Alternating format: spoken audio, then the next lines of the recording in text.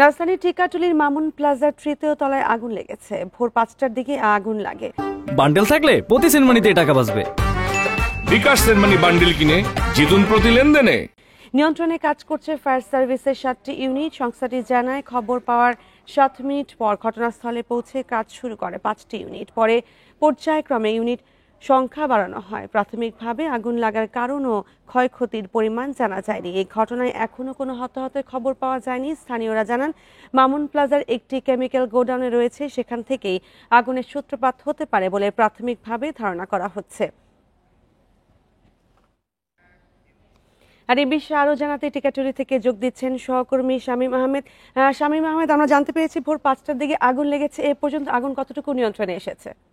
তিনতলা পর্যন্ত একটা আবাসিক কেমিক্যাল ফ্যাক্টরি, তিনতলা পর্যন্ত কেমিক্যালের গোডাউন। কাপড়ের দোকান হিসেবে তারা ভাড়া দিলেও কেমিক্যাল হিসেবে কেমিক্যালের গোডাউন হিসেবে রেখেছে।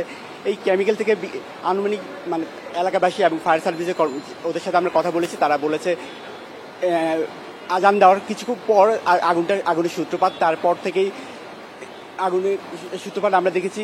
যেখানে কাপড়ের দোকানের কথা বলা হলেও আমরা দেখেছি প্রত্যেকটা গোডাউনেই কেমিক্যাল দিয়ে ভরা ছিল। এখনও সেই কেমিক্যাল তারা বের করছে, কিন্তু কেমিক্যাল বের করছে। আর পুরো বিল্ডিংয়ের তিনতলা পর্যন্ত হলো গিয়ে কেমিক্যাল ফ্যাক্টরি, তার কেমিক্যালের গোডাউন। তার উপরে আবার 11 তলা পর্যন্ত আমরা দেখেছি আবাসিক ভবন। যে কারণে আবাসিক ভবনের মানুষগুলো এখন উঠতে পারছে না, সবাই বাইরে রয়েছে। আর কেমিক্যাল দেখছি, আপনারা দেখতে পাচ্ছেন কেমিক্যাল কিভাবে বের হচ্ছে।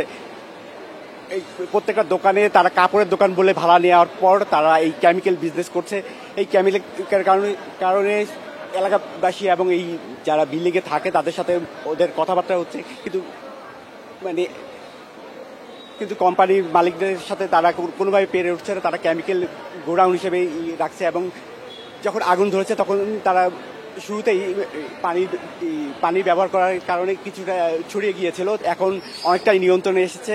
এখন ভিতরে তারা পরিদর্শন করছে। পরিদর্শন শেষে ফায়ার সার্ভিস দল কোনো আপডেট জানাবে কি অবস্থায় আছে। কিন্তু এখানে আগুনে যে লেগেছে কোনো ক্ষয়ক্ষতি বা সেভাবে কত কি হয়েছে, কেমন খরচ হয়েছে, সে বিষয়ে এখনো কোনো কিছু জানায়নি। টিকাটুলি থেকে জানাচ্ছিলেন শামীম আহমেদ।